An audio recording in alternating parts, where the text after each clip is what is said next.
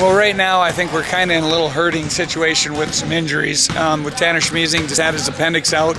He's not going to be back till after Christmas, so that gives somebody else an opportunity, and that'll, kind of give them a boost up and give our team a boost up eventually, having more depth, obviously, in the future. And then Ben Barhorst has broken toe, and that's kind of an undetermined injury because they're saying it's not healing. So that's another worry right now. And then we got a concussion with Blaine. I'm not sure where that's going either, so we're just kind of in a little hurting situation with some of our older guys.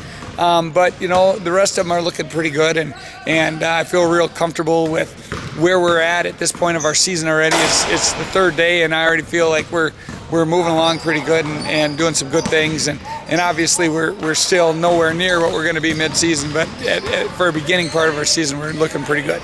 So can you go through some of the names for us and refresh our memories as to who's out here for Sauk Centre, and what are you expecting out of some of those guys?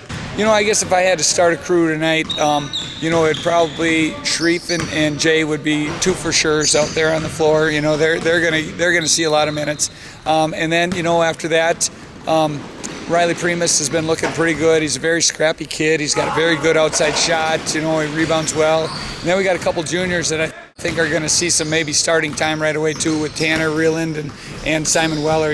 Simon is just one of the best post players at using his body and working his body so other guys can't get around him, and he manages to get open quite a bit, and as long as the guys keep finding him, we'll get some baskets out of him, and Tanner Reeland is a good outside shooter, so that's where he's going to really help us a lot.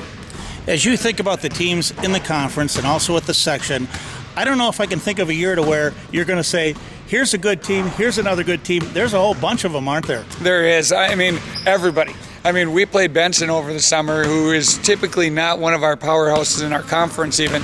And you know what? They were the best team that day and looked darn good. And then you got Minnewaska and Morris, who have some very good players coming up this year. Melrose is Melrose. They got pretty much the whole crew back from last year. And look what they did last year, winning state, so it's going to be tough. It's going to be tough. And then you take a look at our section, our subsection, adding Albany to it now, it's, and Pierce is going to be back and very good. And so we got our work cut out for us.